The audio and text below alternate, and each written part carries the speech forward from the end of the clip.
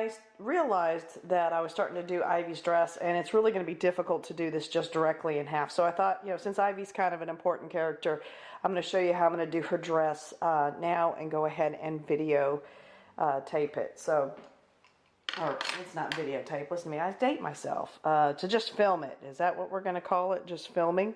So the first one that I'm just starting here with is going to be my 916. Now I do a lot of yellow.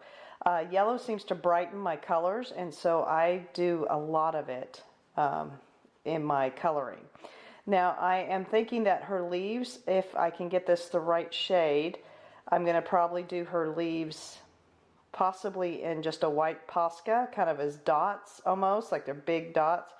Or I might try a different, I don't know if I have a green Posca pen to be able to kind of make it stand out. But for right now, I'm just doing the yellow. As usual, fairly light. This is a pretty intense, this canary yellow, 916, is very intense.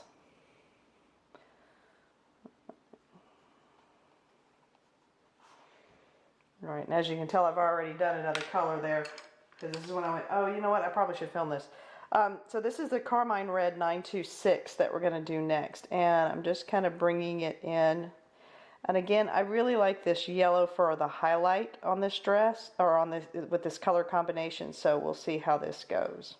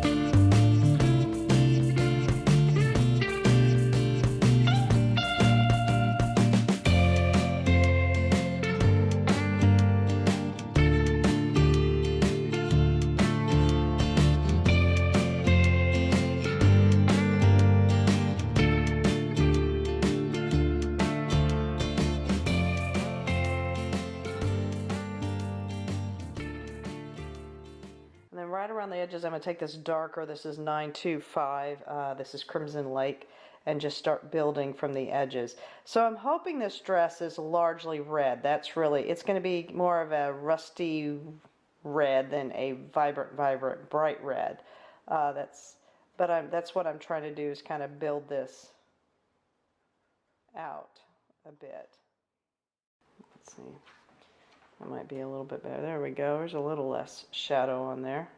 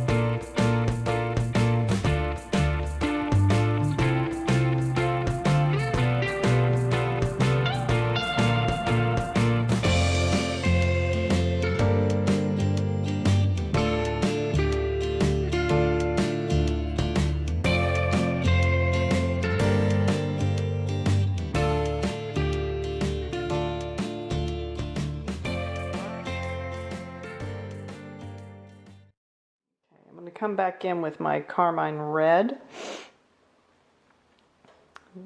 Bring that out a little bit more into that yellow.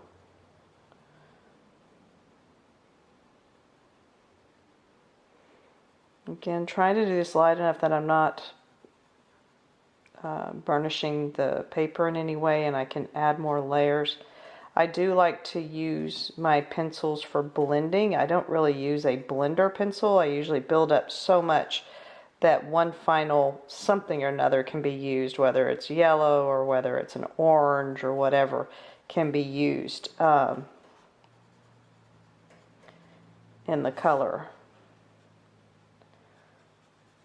And, you know, it's not actually, I mean, sometimes it's a cream, sometimes it is a white, but most of the time I'm using another color to kind of blend all the colors together.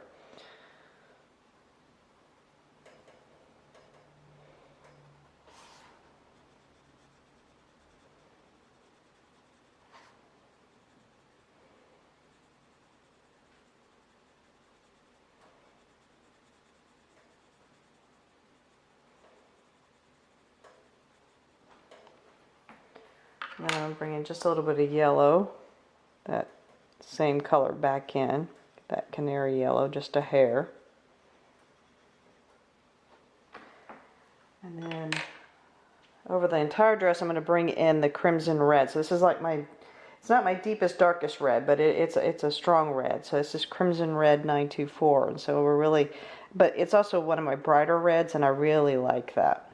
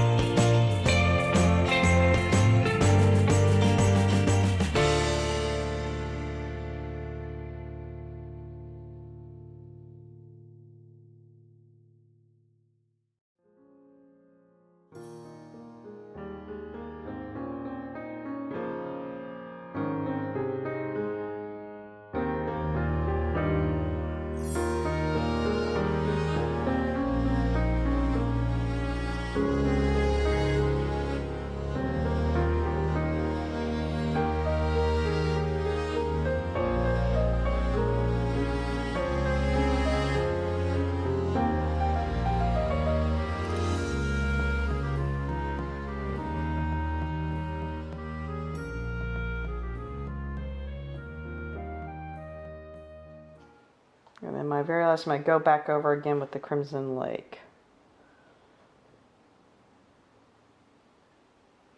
Almost using it as a blender.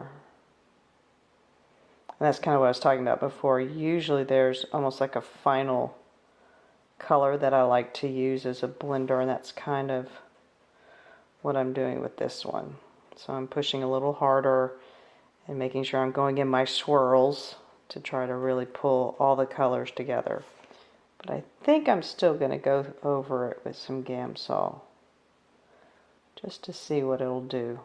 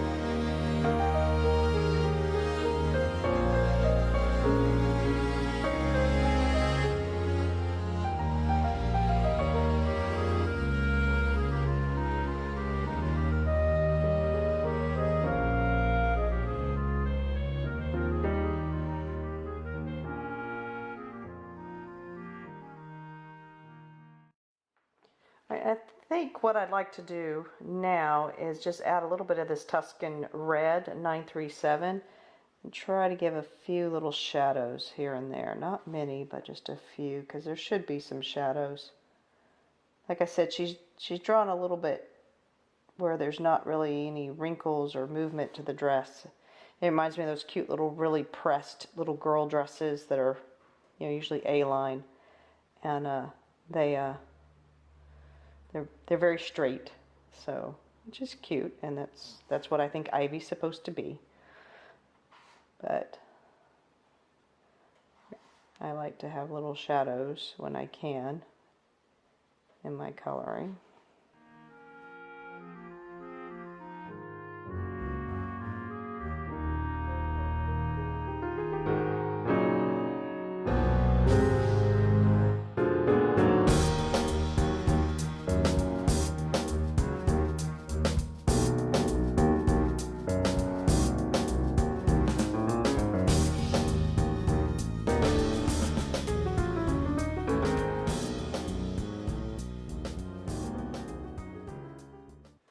So that original yellow that I put there on the bottom isn't really peeking through at this point.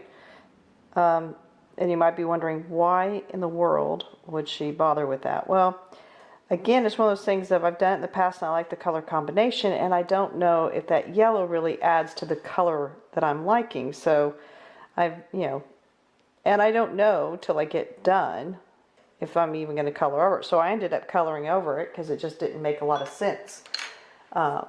So that is one of the ways that I often kind of, it's a very organic process as you're coloring. I know sometimes I follow other colorists and kind of use their color combinations sometimes, but never is it ever the same when I do it. I'm sure everybody here has had that experience where you sit there and you're like, I don't understand. I thought I followed her completely. But the reality is we all do different strokes. We all do different pressure.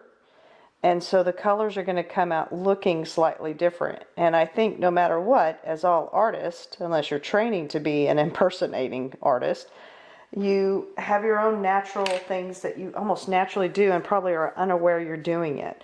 So I want to go get the Gamsol because I'm really, really curious to see what her dress is going to do with it. So hold on with me just a moment. Can I tell you how disappointed I am? I've gone to go look for my favorite brush that I usually do this with, my little cheapy one, and I can't find it. There shouldn't be that many places that it could be, but for some reason I'm not able to find it. So when I get done, I'm going to have to go really tearing through to find it because I'm really good with it. This one I'm now nervous about. See how it's already gotten into the little leaves, but I am going to do something else with the leaves anyway. So let's see how it's doing though. I'm having to, it's very scary. So yeah, I like this much better. This is really cool looking. All right, happy about this so far. If I can keep it under control with this brush. So are you like that? You have like a favorite tool, and if you can't find it, you actually feel distressed? Not majorly distressed, but you know what I mean. It's like it's uncomfortable, and here I'm having to use something else that I've, a different brush, so I don't know all of its little nuances. So all I'm using is the Gamsol, like I said, that's my normal blender. If I can't get it to blend well with just like my colored pencils, I don't feel like it's blending smoothly. I very rarely, in fact, I did try a blender pencil probably about a year ago, and I just felt like all I was doing was pushing down and burnishing the paper, which I could do with a regular pencil and adding wax and everything to it. So this I like because I can move it around and it starts getting more of like a painted look, which I like. And if I want to go put more layers once this dries, I can put more layers on and then even do it again if I wanted to, because I haven't ruined the tooth. Okay, now comes the really scary part. Her little tiny shirt on the top here, the top half. There's a lot going on, and I don't want to move that red into her hair or the leaves because it's a pretty strong red.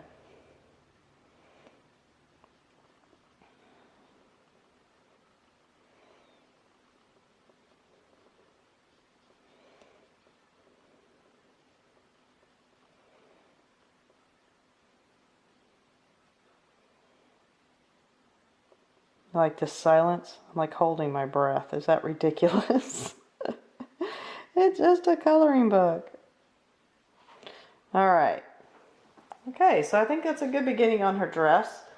I don't know if you would need that yellow that we started with, but that might have tinted all the subsequent colors. So that's one reason why I always do that. I go ahead. There's some light for you. So there she is. Maybe oops, sorry that I didn't do that with the light to begin with. I was excited. I was upset because I didn't have the right brush with me. And then I forgot to turn the light on. So there she is in all her little red glory.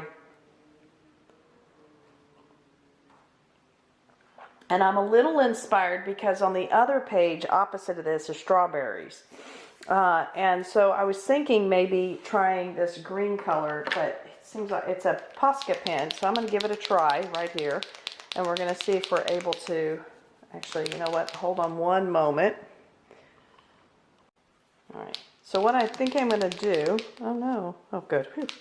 Thought there was something on there. It was just looks like it was from shavings or something. I'm going to go ahead, and so I have these colored Posca pens that I got for Christmas. Give me a moment because I hadn't started this ahead of time. And so there's the lid of this Posca pen. It is, do they have names on them? I think they do. This one is, well, that is if I can read it because everything is so small, but I usually,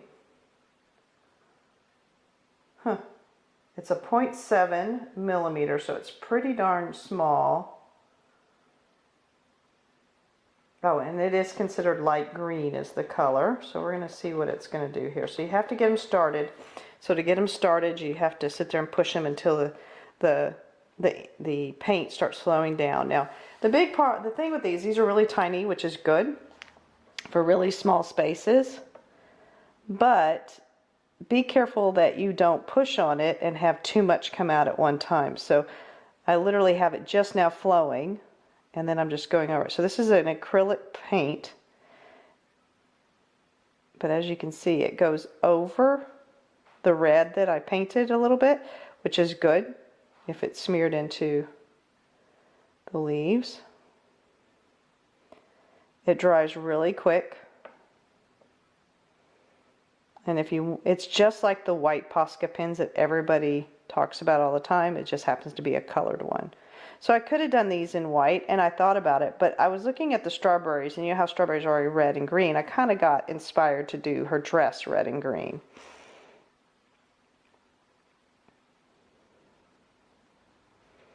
And since they were leaves, particularly, at first I was thinking, oh, maybe I'll do them in yellow or something like that. But since they're little leaves, I'm going to go ahead and keep them green. And so we've got the start of her dress.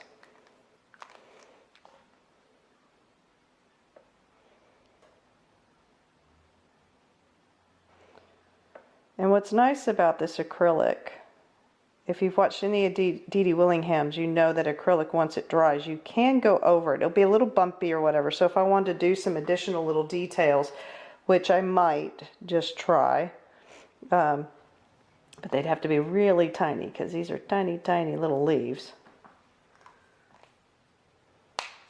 And then now I'm a little lost because I'm not sure what I want to do with the pockets. I'd like to keep, I'm thinking I want to keep the collar white because I like that idea with her having a little white collar. And this reminds me a little bit of my graduation, high school graduation dress. It was red with white polka dots. I mean, this one has green leaves. So I'm not sure. I might want to leave the pockets white and the collar white. So we're still going to be thinking about that, but that at least gets us with the dress. And now the dress decision's been made on Lovely Little Ivy. I'm going to go back and keep working on some stuff and then come back and film that whole other side being done for you. So that's Little Miss Ivy.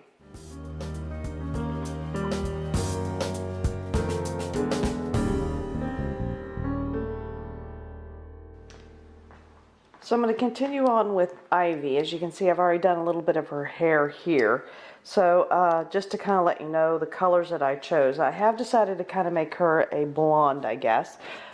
When I was younger, I had much more blonde hair, so maybe that's the idea. Is this is me whenever I was younger. Who knows? I think all of us put personalities whenever we're doing books and things, and we like to see ourselves in them, whether it's a book we're reading or in this case a book I'm coloring. So the first one I'm just going to start with is the cream. It's the 914, and that's all I'm doing is just kind of putting a really light base layer to kind of take the white out. And her hair's not complicated, and it's not very often in here, so I've seen some great where people have kind of added more hair to her and all that. I'm going to kind of keep her simple as she was drawn for now. And then the other thing I like to do after doing the lightest is in jumping when I do hair to some of my darkest. And I'm doing that really light, but just right here, you know, those logical places that we think there'd be a shadow. It just gives a little bit of differentiation to the hair, because we know that hair is not all one color. So it makes it so fascinating. But again, we don't have to do tons here because there's not, you know, it's not a huge picture of her hair. So if you have any trepidation about doing hair, this is not a book to be really concerned about. And now I'm going to go in with, I'm sorry, I don't think I told you what that was. That was going to be 1082, that's chocolate. And then now I like, and this is a fun color, it's sand, because yeah, sandy blonde hair, there we go. PC 940. I like it because it's funny. I expect it to be one color. When it goes on, it has a really lovely golden color to it without being brassy yellow. And I like to use that to kind of bring my chocolate out. And it does a nice blend with the chocolate.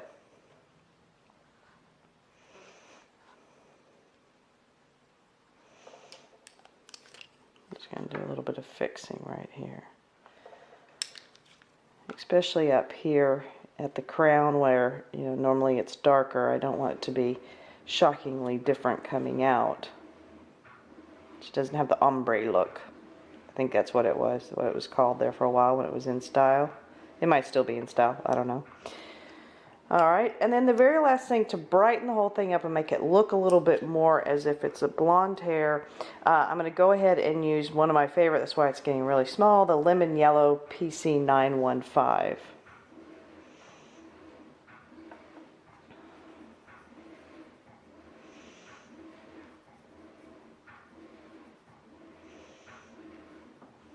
Alright, and I think our hair is done for this. Like I said, really simple because, you know, there's not a lot of strands to have to worry about.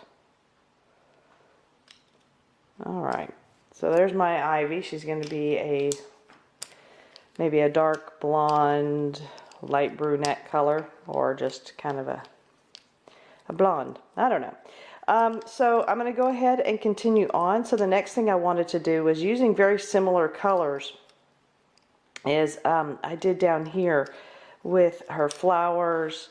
And then, of course, we're going to have to do all of this and the whole other side. So I'm going to bring this all down. We're going to start from the top and work our way down. See if I can show you where the page is at now. So there's the page. You've got a lot more blue in it. We've got red introduced. I'm trying to introduce the red-orange. Dropped my pencil, but it didn't break. That's impressive. The red throughout without being dominant because I want the focus to be on her. But these are all introducing different colors that then will be mirrored on the other page as well. And so we're going to continue going, and I will probably what I'm going to do, because there's a lot of, you know, changing out and constant changing. What I was thinking I would do is just pop up, quote unquote, the recipes before I start each section. So I'm going to stop the film and I put up my recipe. So like for the blues, like the colors I'm using in the blues, you know, the colors that I'll be using in these leaves, the colors that I'm using for the vines. You know, as I get to each little section, all of this green, I think that would be easier than popping up the colors constantly as I'm doing them, because you will see I will change between them quite a lot, because now we're getting into more fiddly bits and the fun parts too. So here we go to finish out our first page.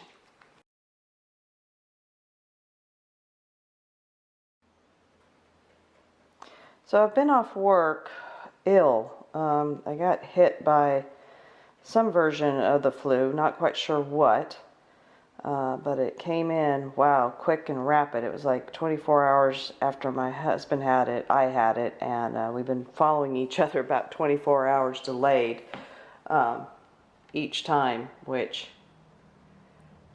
is kind of surprising. Doesn't normally happen. But it really came in really hard and fast, and came with a horrible splitting headache and body aches. Wow.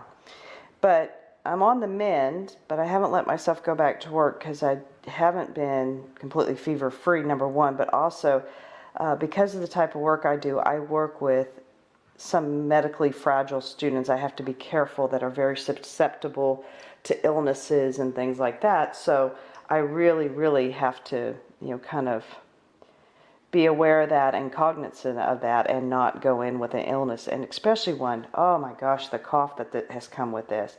It's one of those deep getting the gunk out, that's a lovely phrase, I'm sure you enjoyed that, sorry, type coughs. And it's just, whew, something else. So I know that, I don't need to be around it. I've read different things where you're contagious from anywhere from 5 to 7 days. I don't know if that's from the time when you're finally healed. I hope not, but who knows. So I haven't gone into work and been feeling kind of bad about that. But at the same time, whew, this has really hit hard and fast. But at the same time, other things haven't happened. So like normally, you have a stuffy nose, you have a runny nose, you have all these other issues, and I haven't really had those. So I'm surprised. Mainly it's been the headache and the body aches, and then this coughing. And the other day I was like, gosh, I'm so sore. It was yesterday, and suddenly I realized I was sore from the coughing. So, maybe I'm getting abs of steel from all the coughing, but it's not the way, I would suggest you go about fulfilling my New Year's resolution, if I had had one, about getting fit. But wow, something else. I hope everybody else is making it through. I was doing fine, and then my husband, I think he brought it up from New York City. I was doing okay. I'd been able to manage to stay healthy this long. When you work with children in a school, woo, your odds of getting sick are quite high. And because of my changeover of health care and stuff, I didn't get my flu shot when I should have. So that was a bit of a sad thing. I will be getting that next year. Not necessarily that it always helps, but I don't think it hurts in my case, especially working with children with medically fragile systems. So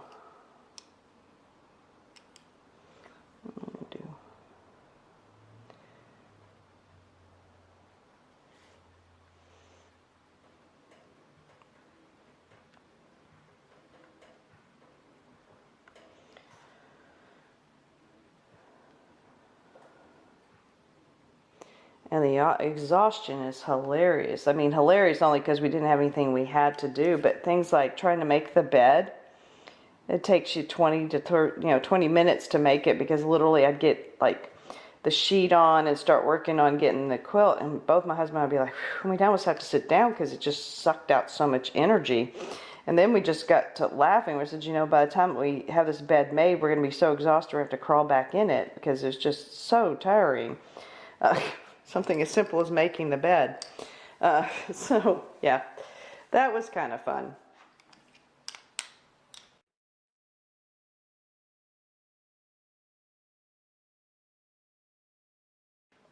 So one of the things that I really think kind of pop this whole page is the little touches of blue, and having blue is going to be kind of my pop throughout the book, I hope. But I'm starting out with this muted, it's muted turquoise, kind of as that base layer. And what I've done with all these different elements is I might do it in a slight different arrangement as far as to make things look a little bit different. But ultimately what happens is I end up with a very similar shade of blue, and that's kind of what I'm hoping for throughout. So I always, as you always can tell, I'm coming in with my very, very light layers. And I thought a little pop of blue, and that's something I try to do in all my pictures. I'm going to bring out just a little bit. So as you can see, there's blue up here. Oh, no, you can't because I'm off camera. Let's see, maybe bring that down. There you go. So there's blue up here, there's blue going to be here, there's blue over here, there's the stars I've outlined in blue. I'm still not sure what all I'm going to do with the stars, and all the circles I've done in blue. She has a little bit of blue here, and then I bring it all the way down to here as well. So trying to get blue dispersed throughout the picture helps me with what I feel is more of a balance of a picture and a cohesiveness. So I try to move my blue throughout the picture. And when I'm planning on doing things in a picture, I kind of trying to think where would, so like right now I'm trying to mirror this red over here. And then if you come down, you'll see there's a little bit of red up here. But I really wanted her red dress to be the dominant red for this particular picture. Now there'll be red in lots of other pictures throughout. But for this, I wanted her to be the dominant because I feel like we're introducing the character. So, see, and then I've got a little bit of blue up here. I've already accidentally started putting some in. I forgot what I was doing. Got carried away when you weren't here. And then, of course, we have to do the blue flowers. Now, this is how I normally color. Once I figure out what all the, what color of the same element. So I'll do all this at one time instead of, one side and then the other. But because I'm doing this for coloring, and I want you to see the before and after and know where we're going. If you're interested, you can watch or listen or whatever. And if you're not, then you can move on if these aren't any colors or any style that you really like. But normally I try to do all my elements of one color combination at one time. It just makes it easier. Now I miss a lot of stuff, and that's what was so funny going back here is I didn't realize how much of this I've missed, like little things here and there. You know what, I want something to prop this up because I'm at the beginning of the book, which means I need to find a book of similar size. So most likely I would think if I slide under Secret Garden, that should work. So here we go. Yep, Secret Garden makes it flat. Just make it easier for me to color. So it's not moving. It's got a solid background.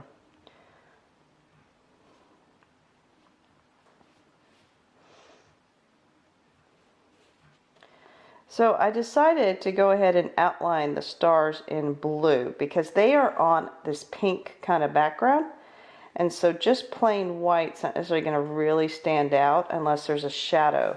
I still am on the fence about if I'm going to do a Posca pen type thing.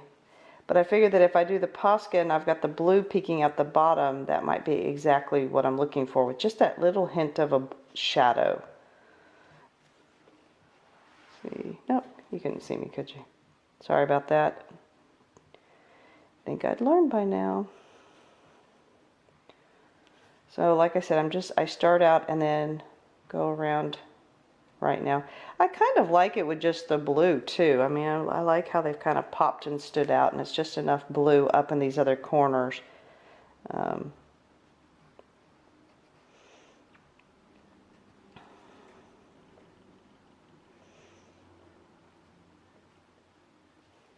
right, see if I can find them all.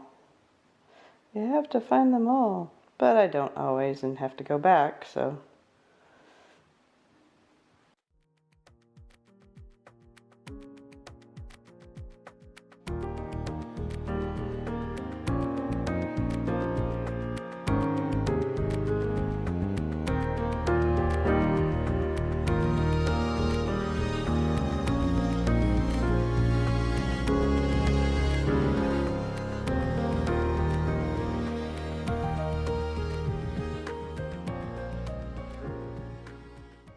Something I noticed in the rest of the book, she doesn't always have pockets. That's a little sad. A little inconsistency, but you know what? It's partly because we're coloring it and we're looking at it.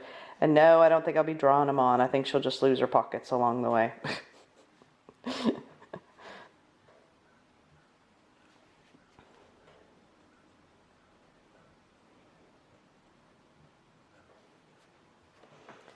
Alright, so there's at least the first layer of, oh, except for look, up here at the very top. So I might as well go ahead and start doing that. So I wasn't sure really what these were, but we're going to just kind of treat them as something, as an added element. I don't think of them as part of the leaves.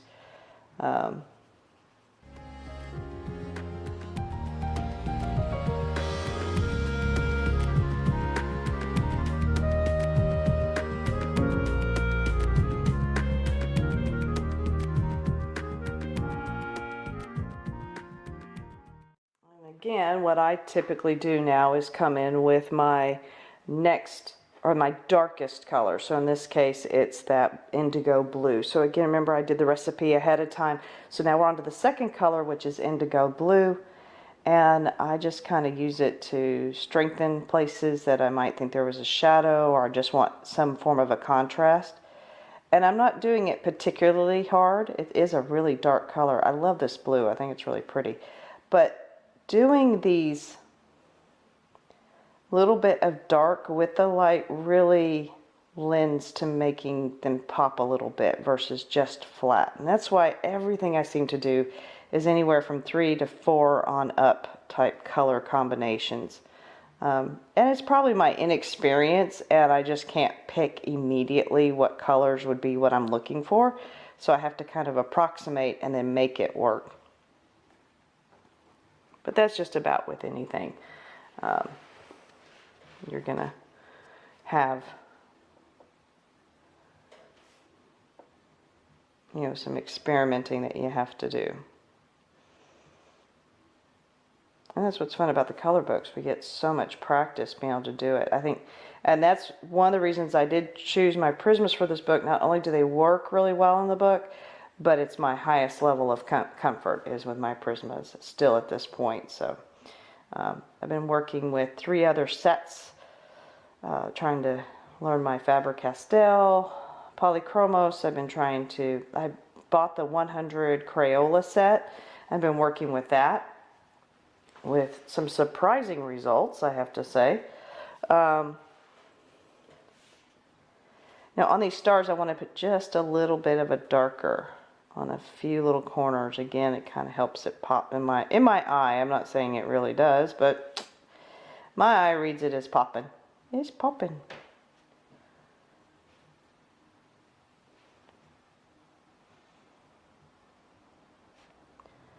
So, but I've been working with quite a few different colors. See, there's one I missed with the muted, but that's okay. I'll just do it all in the dark. He's a little bit of a dark-sided star.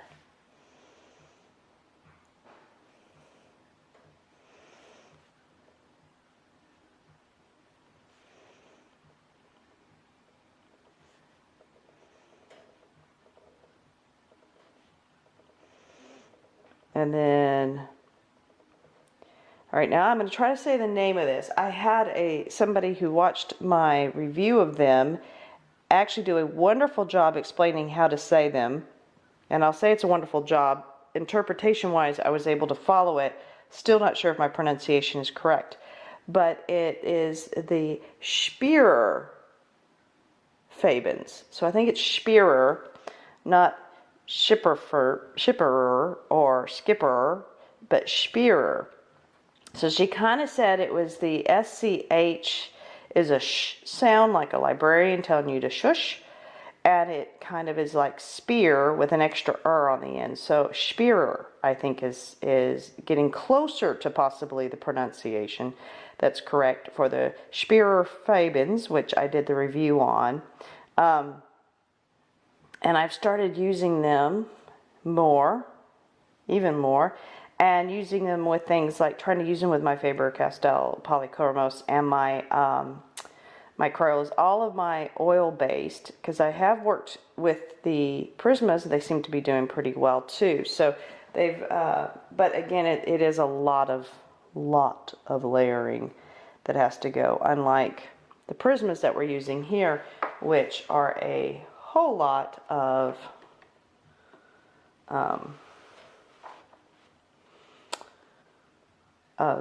blending. Truly what I feel is a blend. You actually almost get a whole new color. The wax and the pigments really move around.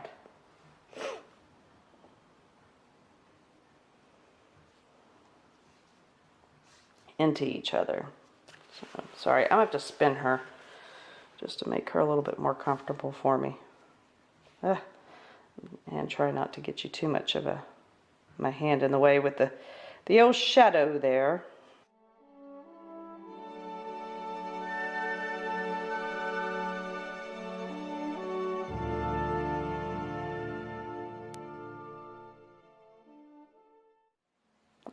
I have had some lovely comments recently to my videos, and I have to say it's funny because I actually, each time it notifies me there's a comment or something, I get a little bit nervous that it's going to be something that, you know, isn't always positive. I don't mind people chatting with me or having a different opinion, and I definitely don't mind, especially like in the case of learning how to pronounce something correctly. Definitely a plus with me, please. And it was done very nicely. But I have to sit there and say, I do get a little nervous every time that one of those things pop up, because one of the things I don't think people really realize is, you know, as doing these coloring things and not being a taught artist of any kind and not being what I call an artist, I call myself a color hobbyist, and this is my hobby. You kind of have to put yourself out there. And it was the same with my books. Anytime I talk about books and stuff, you know, I read differently than a lot, you know, it's not as highbrow necessarily, or as don't know how to put it, I guess. I think what I like about books is different than other people, but by doing YouTube, it is a big jumping out there. And the irony is, especially I would think here in the color world, as well as definitely I can say in the booktube world, people identify themselves as introverts, which seems really odd because we're putting ourselves on camera and then putting us out there for comments and things, and that seems counterintuitive. The difference is I can hide from negative comments if I need to. I can always shut the channel down if it got too much. It's like our way of trying to be out in the world and be a part of something bigger than ourselves, without the actual negativity or the fear of being shot down in public. And I know that kind of sounds weird, but I think that's why a lot of people have come to YouTube, and especially BookTube, the people who would otherwise call themselves introverts. Now, ironically for me, is I find that I used to always think, oh, I'm bound to be an extrovert. But when I kind of do, you know, any of those tests, and then when I really think about it, once I kind of learned what it meant, I realized it's all about where you get your recharge from. You know, extroverts have a tendency that when they are with people, they actually get energized and more excited about stuff. And then when they're alone, that energy kind of drains. They're probably more susceptible to depression if left on their own too long, because they really desire and benefit from their interaction with people. Introverts, usually it's their quiet time is when they're kind of recharging themselves. And if I look at the things I love to do, they're not social things. They are very solo things. They are coloring, reading, things that you do individually and don't normally do as a social outlet. My job requires me to be very extroverted and very much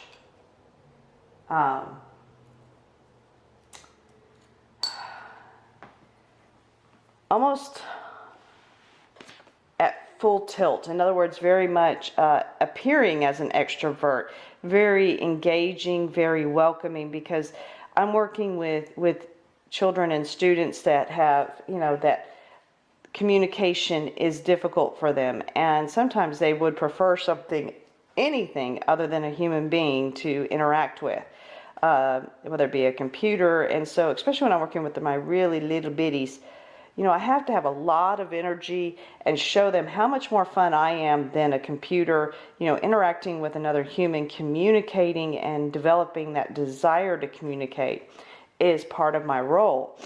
And so it takes a lot out of me. Not only that, I am typically in a very, very public, heavily laden with lots of people, and both students and adults. And I'm talking with parents. I'm working with other teachers. I'm helping with my paraeducators. I mean, all of those. And so it's it's a highly populated environment I'm in. I don't work in a cubicle all by myself. I have to constantly be interacting, and I think all of that is really tiring for me and exhausting. And so the coloring has turned into, and the coloring as well as reading, but definitely the coloring has turned into just a really calming. My focus is totally on the page. If I'm listening to a book while we're going, my focus is on that. It's just really cool because it lets me do something in silence if I want, because sometimes that's what I want when I come home, is just pure silence. It also allows my mind to get off of things, because my job is constantly about reassessing and trying to figure out how my kids are learning and what that process is like, and how can I tap into that to increase their communication skills. So it's kind of exhausting, because even when I'm with the kids and it might look like I'm just having a good old time playing, or we're doing something and the kids, I'm constantly having to assess the entire time what's working, what's not, and why do I think that, and how can I make this happen again and again if it is working, or how do I help this student that's having difficulties maybe in a classroom situation. And so I'm always focused and thinking on that. Whereas when I'm coloring, I'm here at the house on my own. So then why do I do YouTube? Why? Because it's still a passion. It's still something, and it's something else for me to talk about other than my work. I absolutely love what I do.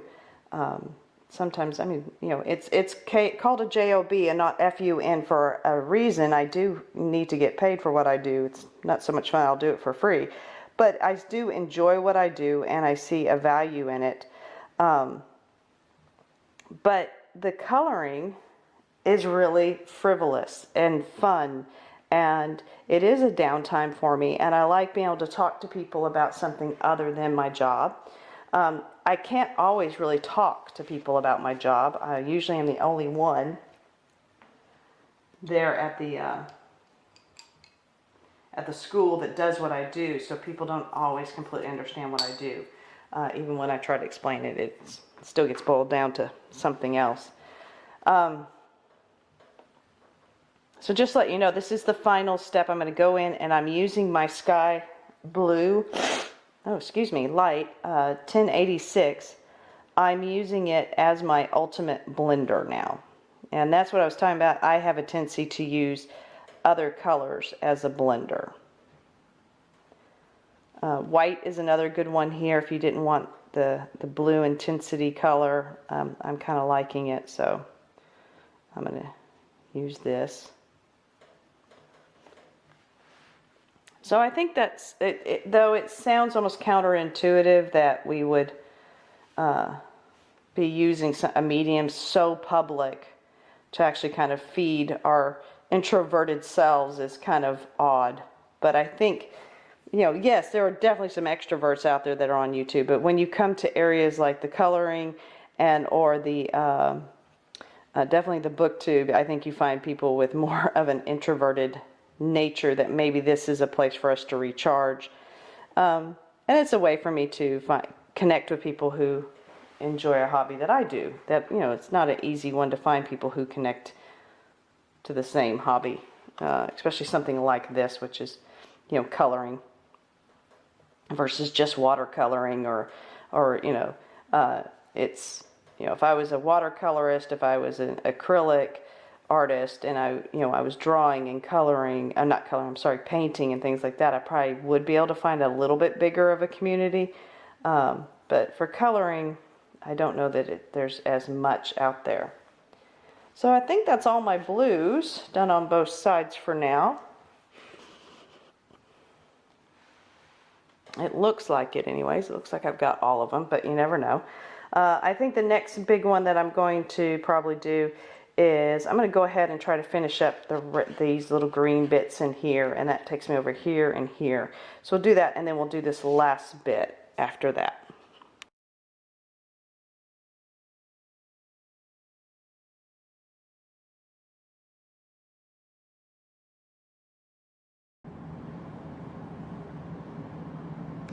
So now I'm going to start with my little green leaves in various places. Most of them are interior ones here, and this is how I did these leaves and these down here, in here, and then up on my corners. So I'll just start here at the bottom leaf.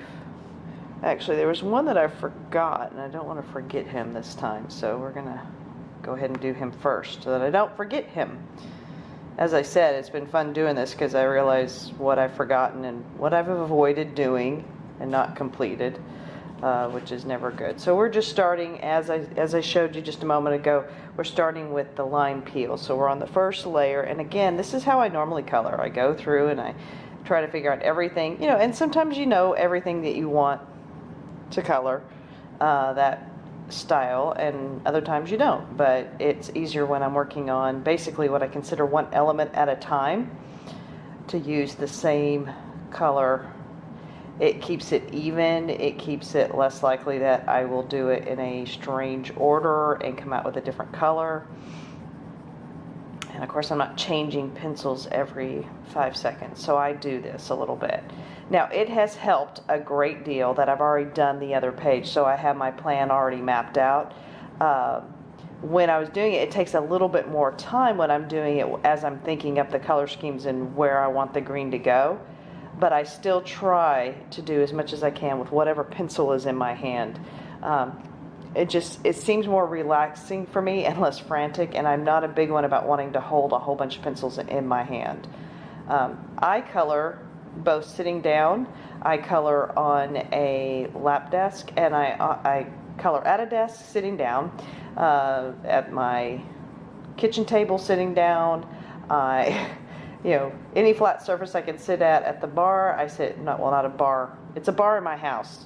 Well, okay, it's the island in my kitchen, that sounds much better. I shouldn't have a bar in my house necessarily, but, you know, hey, maybe I'd be more friendly, or I would be less of an introvert. I don't know. Anyway, back to what I was saying. So I also color standing up.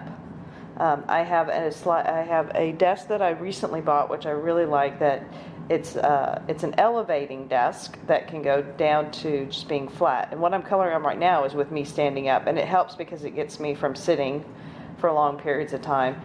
With me being kind of ill this week, it's been nice because even my soreness and achiness, if I sit for too long, it really messes with it and I get more sore. So it's been good being able to stand up. It's also better for my posture and for just overall activity to not be sitting all the time whenever I'm coloring. So I have an elevated desk that I use.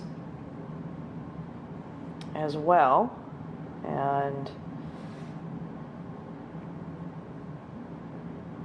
so carrying or having a whole bunch of colors in my hand is not always an option. It's not something I necessarily want to have or experience. So I typically don't have a lot of colors in my hand. So that's why using one color at a time works really well for me.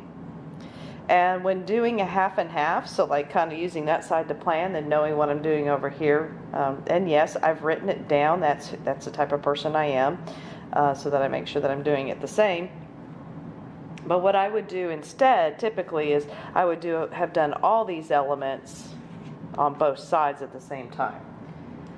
All right, so going into our second color, which is just an olive green. Now this is where you start adding your shadows, as I often do in most of my, start down here, I don't want to forget him again.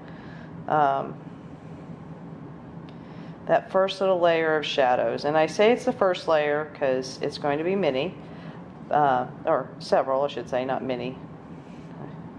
But this is where I can kind of start making my plan of how I want these different leaves to look. Even though I'm using the same colors, where I choose to do the highlighting changes the leaf as well. And of course she's done some different textures with it, putting, you know, little dots here and stripes here, and so you can, you know, she kind of helps along the way, and she being Johanna or whoever the illustrator is. Now I've decided on these leaves I want them to have a darker rim. The edge is going to be darker than the rest of it, so I'm going to start laying in my darker color a little bit heavier.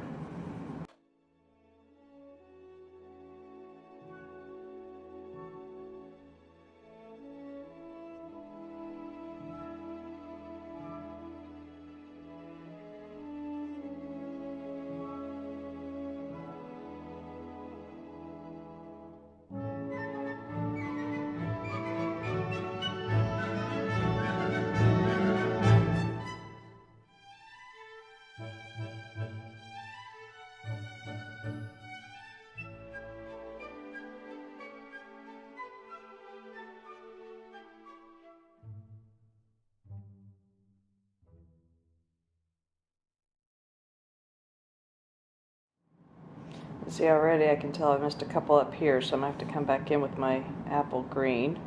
So this is what I'm talking about. You know, I mean, you do your best. It's not rules. None of these are. These are just how I catch myself comfortably coloring and enjoying the process. And that normally means doing things kind of in a systematic way for me. Now, there's people who love, and I love watching them, they'll hold 4 or 5 color pencils in their hand while they're filming, and they are just flipping between the pencils and going 90 to nothing, and it looks so effortless and all that.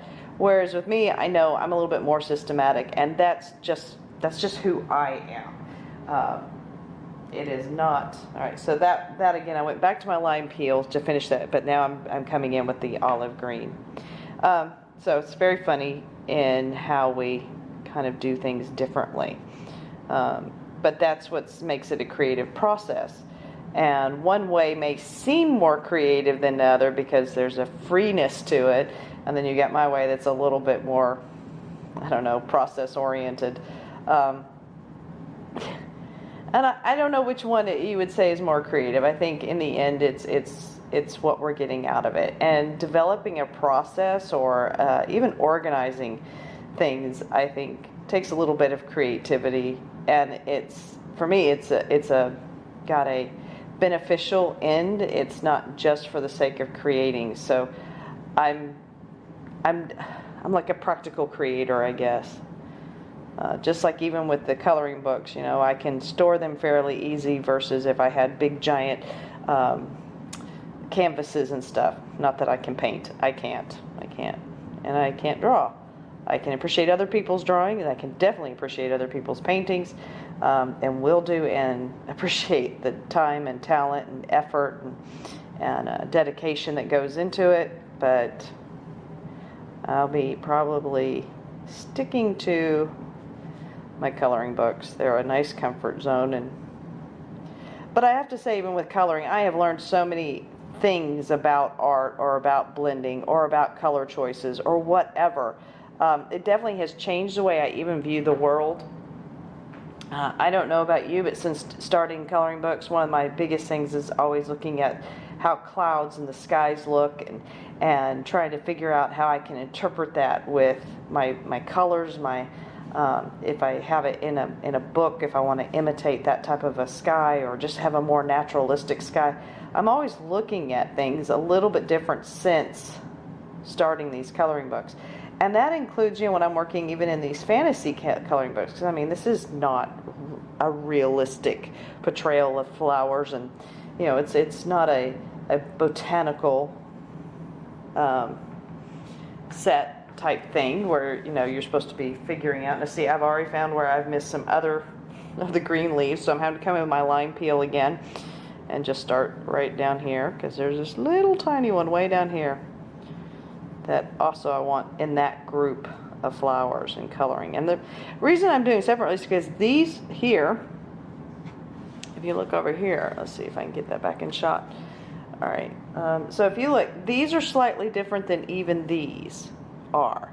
And again, up here, these are done differently than these over here. So, I mean, there is a little slight difference. There's difference in the greens that I'm using. I'm trying to get that in there. There we go. Just to kind of make a little bit of interest and a little bit of difference, but yet I don't want them so different, because she's actually not done a lot of leaves on this picture, so it's not like I'm having to fight with trying to differentiate them too much. Later on, I'm going to have to get a little bit better at my differentiation, I think. All right, so now I'm going in with the third, which is that moss green, according to what I posted earlier. So this is kind of what I was saying. I'm going to be switching between them so quickly, and as I finish up, I'll be going back in with these, and you'll just see me come in and tweak. And that's I don't really think of these as tutorials. I think of them as you having, again, our coloring party. If you're interested in what I'm doing, great, I'll explain it. If not, you do what you do, and I'll do what I do, and just enjoy each other's company here.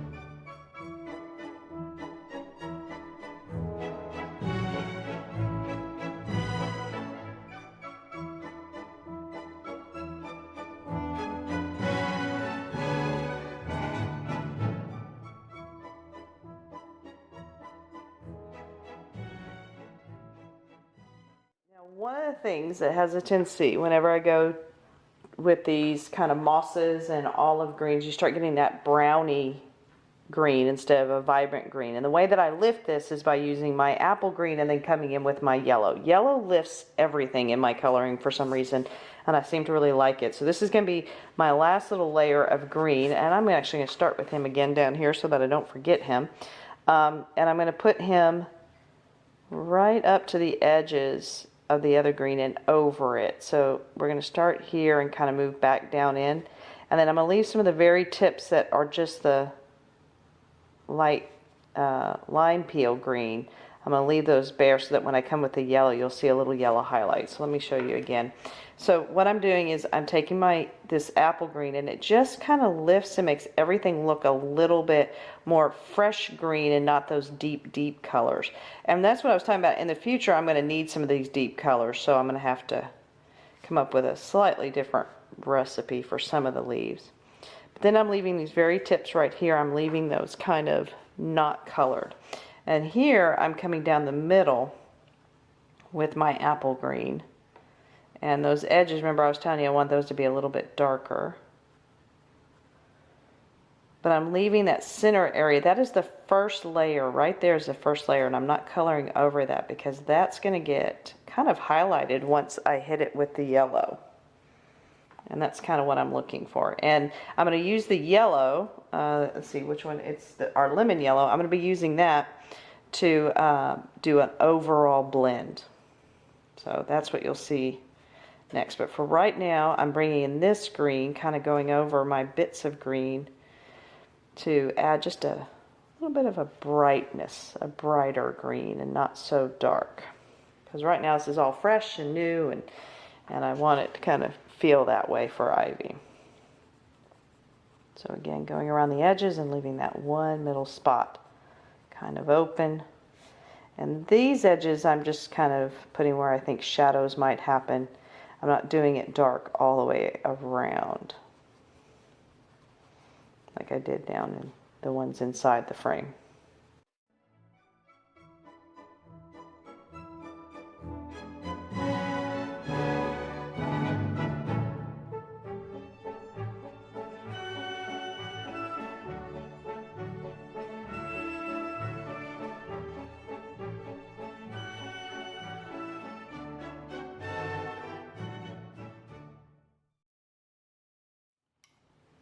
And then now comes the time where, like I said, I use this little yellow. It's a lemon yellow. I'm going to use it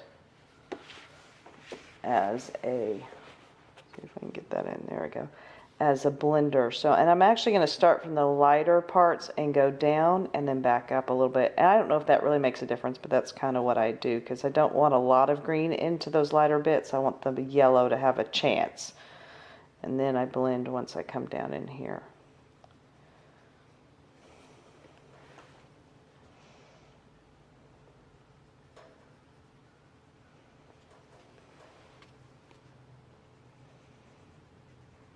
So I always hit the lightest part first with my yellow and then come backwards and blend down into the darker.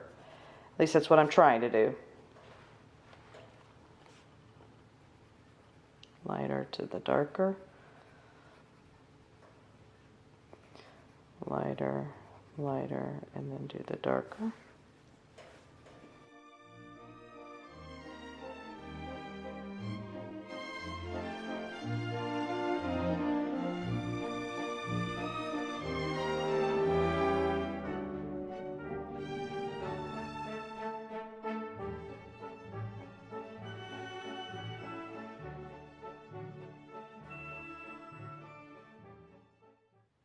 All right, so now I'm going to move down.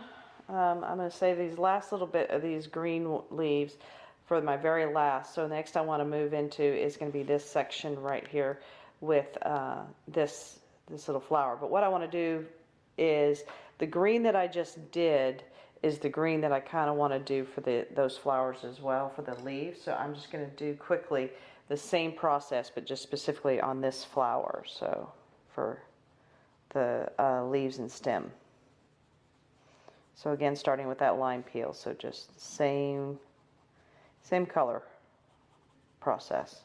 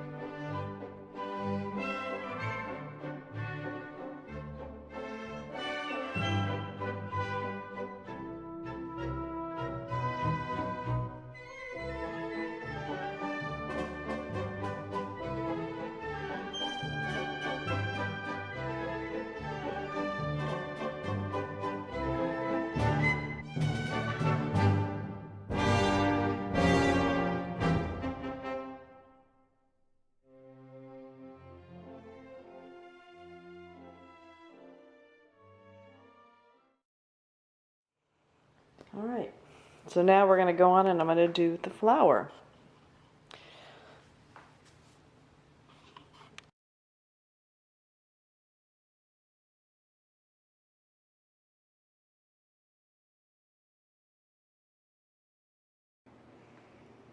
So I'm going to start with my Tuscan right in here.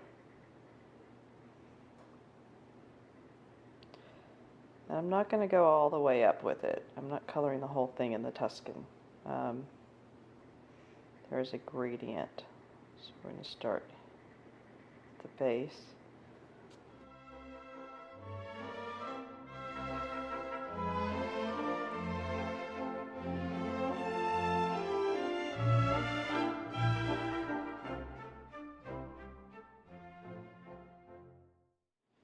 What I'm going to show you in just a second is the flower on the other side and the intensity that we're going for, but to show you how light I start off with. This is actually a kind of good opportunity.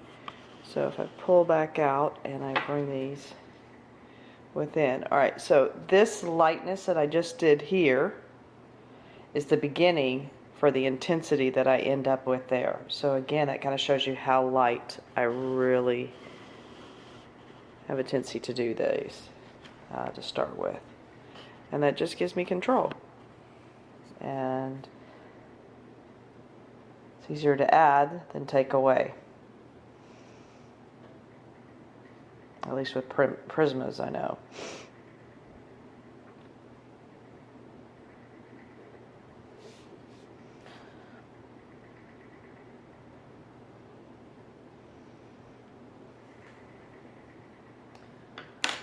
Going for our second color, which in this case is going to be Crimson Lake 925, starting with over the Tuscan, and then bring that out just a little bit further.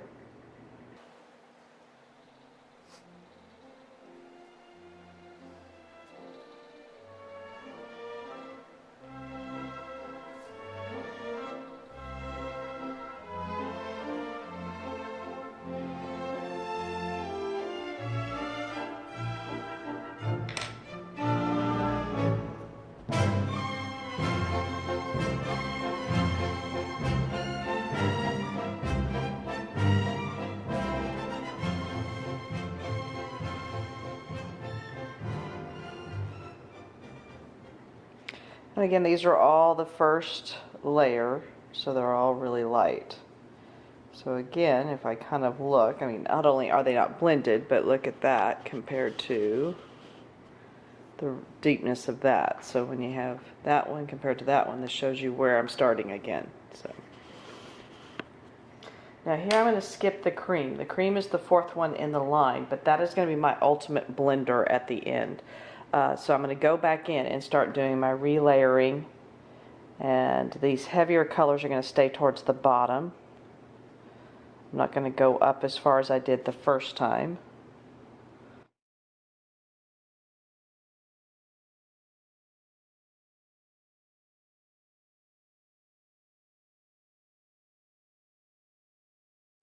So they're at the bottom of the flower, towards where it connects to the stem, and then up here at the top, the darkest at the tip.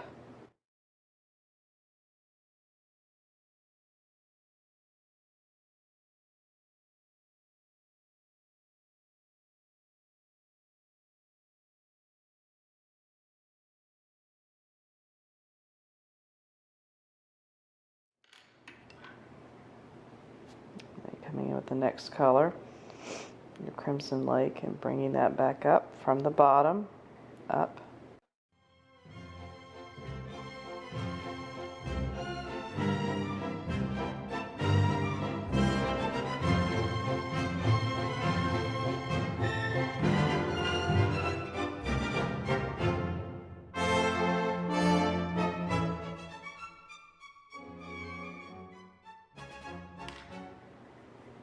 Now the difference here is I'm going to go from the red side up into the yellow again, and I'm bringing, kind of starting to bring that up in there. I'm not pushing hard at all. It's just doing a light little top layer, but I'm starting to blur those lines. That's the idea.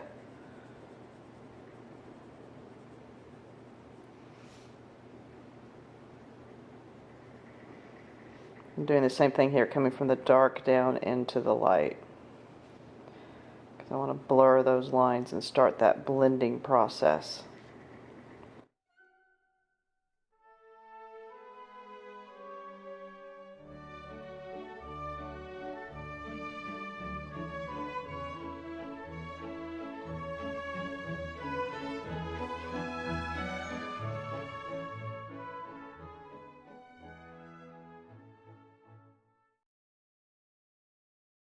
And you can see I'm still doing some blending coming across. This is where it just gets fiddly, kind of watching it meld together.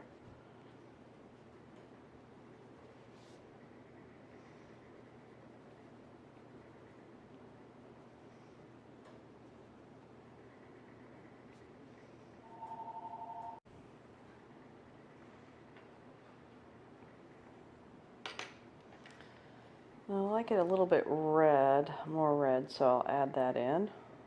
Like I said, you just keep playing with it, build it up.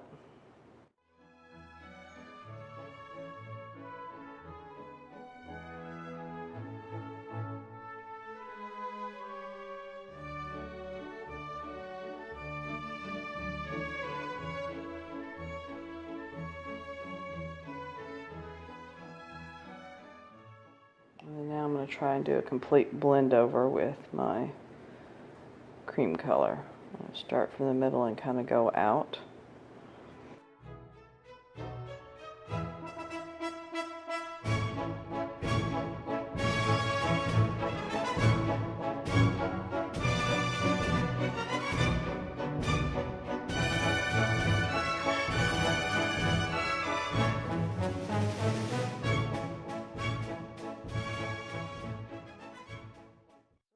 Close to being almost finished with this page. Now I still have not done Little Miss Ivy's skin at this point, but I figure that's one of the last things that I'll be doing. But what I did want to go ahead and do was my green leaves. So if we look over here,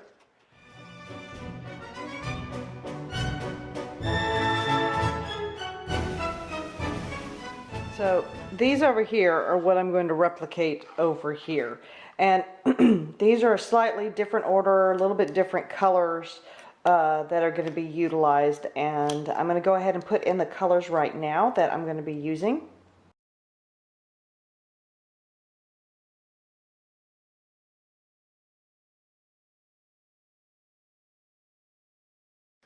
Okay, so as that said, we're going to start with our green. And I always kind of just start at the bottom here. The outside is a different step, so I'm going to be doing all the inside first. So I'm hoping to have the light spot kind of in the middle of the leaf itself. Again, this is a very light beginning, as always.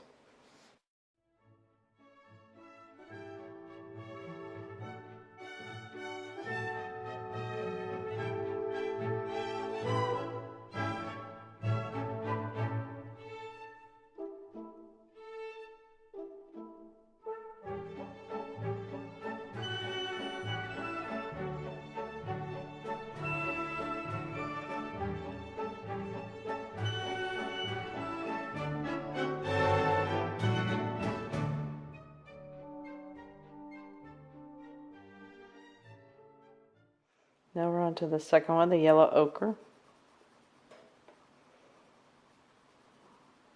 And I'm just putting it in between, right where I left that blank spot before. And I'm slightly blending it into the green, just a hair.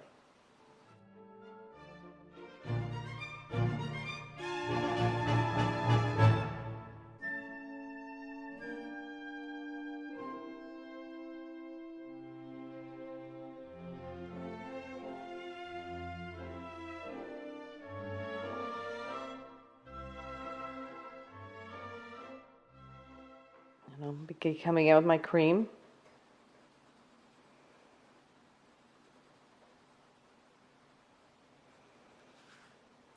Again, the cream, now we need to be careful because you could really start blending already or almost mashing down. Because it's so light, you you can't see how much you're putting down. I literally am just kind of putting it in as an extra little layer, and it's one that, you know, maybe may or may not make a difference. I don't know. Again, it's what I did this time when I was on the other side, and I like the way it looks. So if I want consistency, I need to be putting down consistently the same colors.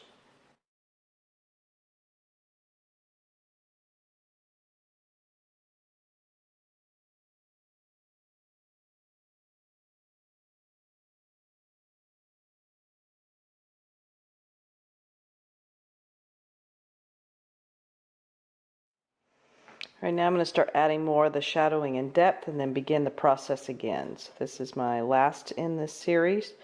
We're going into dark green, and as you can see, it's quite startling, but we will get to a blender. Now just to kind of take a look, as I've done in the past, if you look from one side to the other, so from this side you see the intensity of color. Here again we've got the lightness, kind of tells you how light I go in each time.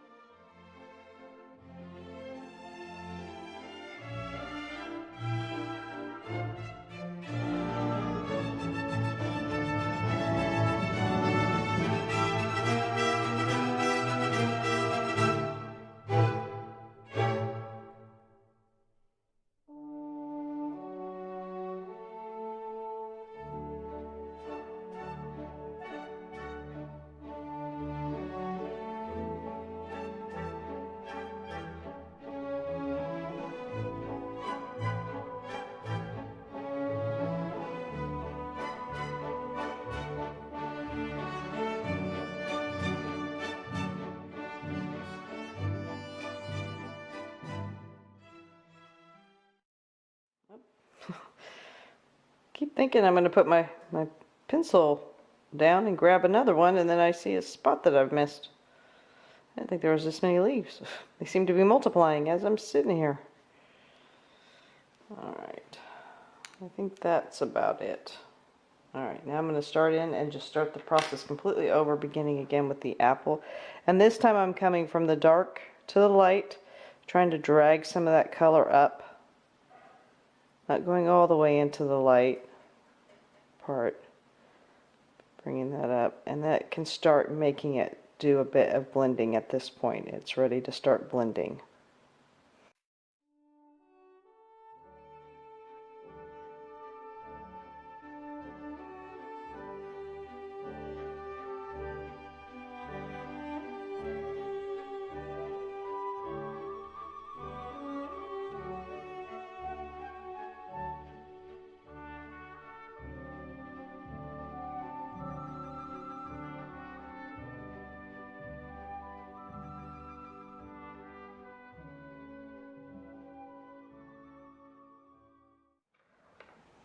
I'm going to bring in my yellow ochre a little bit more and really start working on that blend.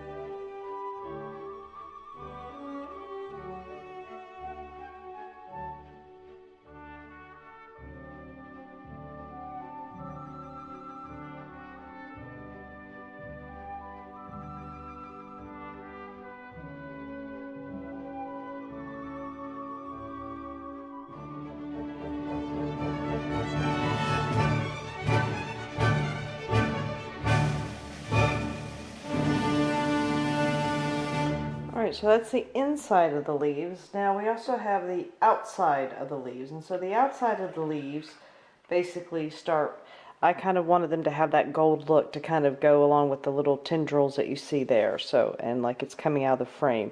And so first off, all we're going to do is put a cream base down on all the leaves. just to kind of get that white out of there and have more of a cream look.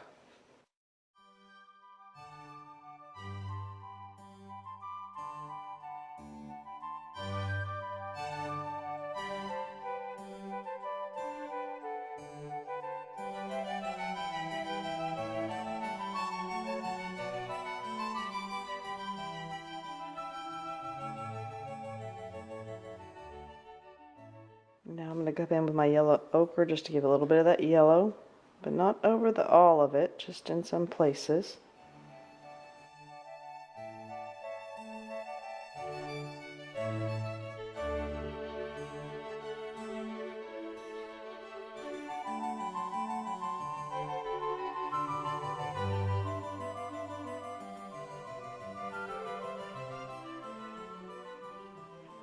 Okay, now just on the leaves, I'm going to add a little bit of green, not on the tendrils, but on the leaves at this point. So a little bit of apple green, since these are the leaves themselves.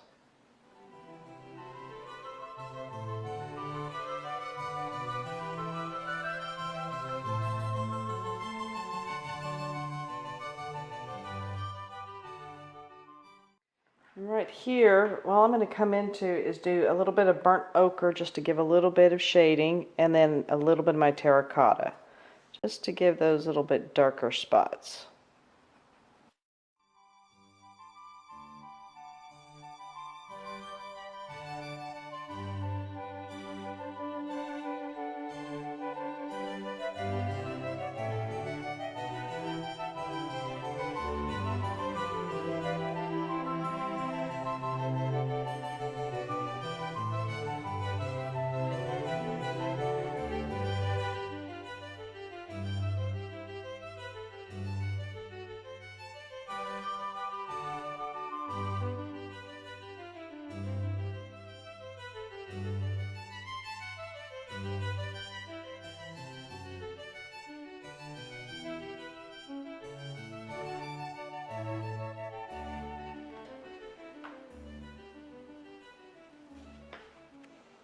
Right, and then there's going to be an additional place that I will do this. Same color combination and everything will be done up here at the top. So there is Miss Ivy, and she is all completed. I am really pretty happy with how this page turned out. The colors are going to be a lot of fun to work with.